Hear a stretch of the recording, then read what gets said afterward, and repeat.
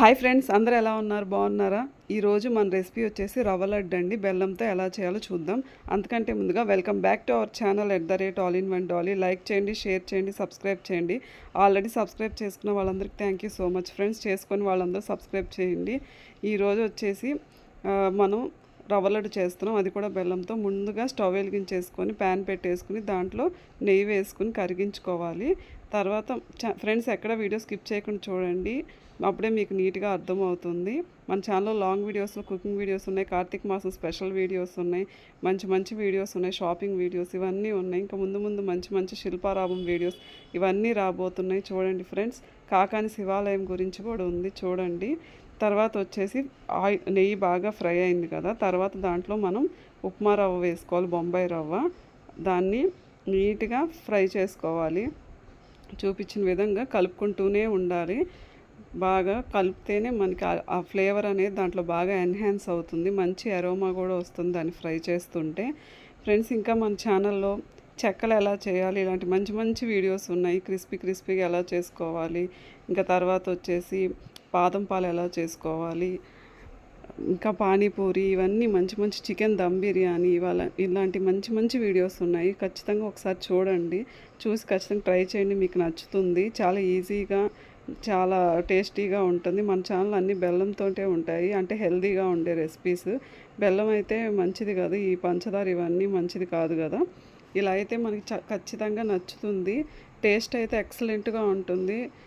రవ్వ లడ్డు దాదాపు అందరూ పంచదారతోనే చేస్తారు, ఇక్కడ మనం బెల్లంతో చేసాము.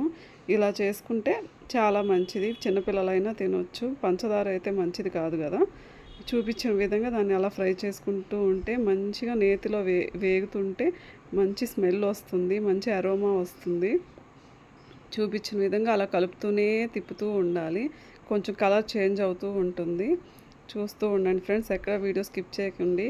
మన ఛానల్లో సబ్స్క్రైబ్ చేసుకోండి, మన ఛానల్ని లైక్ చేయండి, షేర్ చేయండి, బెల్ ఐకాన్ ట్యాప్ చేయండి. అక్కడ ఆల్ అని ఉంటుంది, దాన్ని నొక్కిన తర్వాత మీకు నా ఫర్దర్ నోటిఫికేషన్స్ అన్నీ వస్తాయి. నేను ఇంకా మన ఛానల్లో ఎప్పుడెప్పుడు అన్నీ కమ్యూనిటీ ట్యాబ్లో పోస్ట్ చేస్తూ ఉంటాను, ఫాలో చేయండి ఫ్రెండ్స్. ఇక్కడ వచ్చేసి తర్వాత అది అలా వేగిన తర్వాత మనకి బెల్లం వేసుకున్నాం. ఇక్కడ బెల్లం కూడా ఇలా పౌడర్ చేసి వేసుకుంటే మనకి ఈజీగా దాంట్లోకి బాగా కలిసిపోతుంది. చూపించిన విధంగా బెల్లం వేసిన తర్వాత కూడా అలా మనం దాన్ని వేపుతూనే ఉండాలి, అక్కడే ఉండి వేపుకోవాలి, లేకపోతే మాడిపోతుంది. చాలా టేస్టీగా ఉంటుంది ఫ్రెండ్స్, చూడండి. ఇంకా మన ఛానల్లో మంచి మంచి వీడియోస్ ఉన్నాయి, చూడండి. Please support me friends.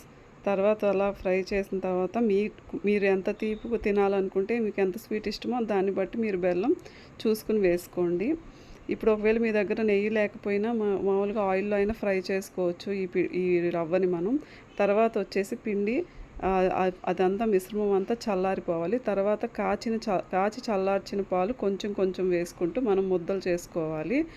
అప్పుడు లేదంటే మనం ఇందాక ఫ్రై చేసుకునేటప్పుడే పాలు వేసేస్తే మొత్తం పాడైపోతుంది, బాగా రాదు. ఎప్పుడైనా సరే ఇట్లాగా చల్లారిన తర్వాతే పాలు పోసుకొని చూపించిన విధంగా మనం ముద్దలు అనేవి చేసుకోవాలి.